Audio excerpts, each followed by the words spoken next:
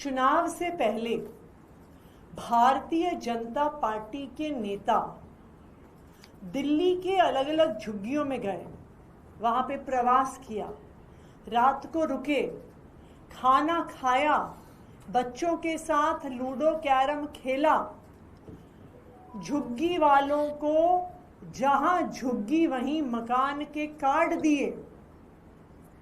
मोदी जी ने दिल्ली चुनाव से पहले बार बार कहा कि दिल्ली में एक भी झुग्गी को तोड़ा नहीं जाएगा, लेकिन जैसे ही चुनाव खत्म हुए, एक के बाद एक गरीब विरोधी भारतीय जनता पार्टी ने दिल्ली में गरीबों के मकान तोड़ने शुरू कर दिए।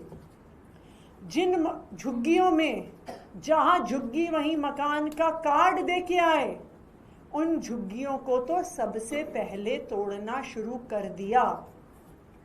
मद्रासी कैंप, जेलर वाला बाग, वजीरपुर की झुग्गियां, भूमिहीन कैंप के बाद अब भारतीय जनता पार्टी नंगली डेयरी के जे कैंप को तोड़ने की तैयारी कर रही है।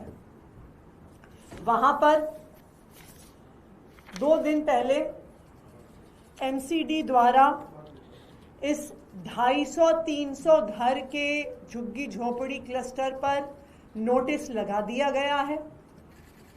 कह दिया गया है कि आप अतिक्रमण कर रहे हैं और अगर आपने 5 दिन में अपने कागज जमा नहीं किए तो आपकी झुग्गियों को तोड़ दिया जाएगा।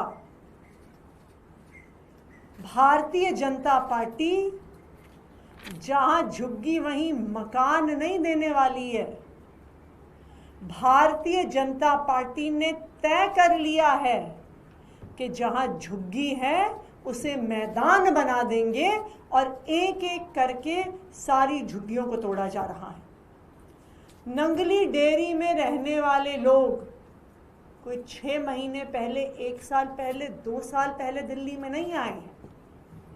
वो पिछले 15-20 सालों से दिल्ली में रह रहे हैं।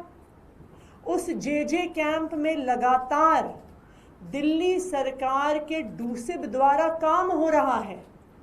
गलियां बनाई जा रही हैं, नालियां बनाए जा रहे हैं, टॉयलेट्स बनाए जा रहे हैं, डूसिब द्वारा मेंटेन किया जा रहा है।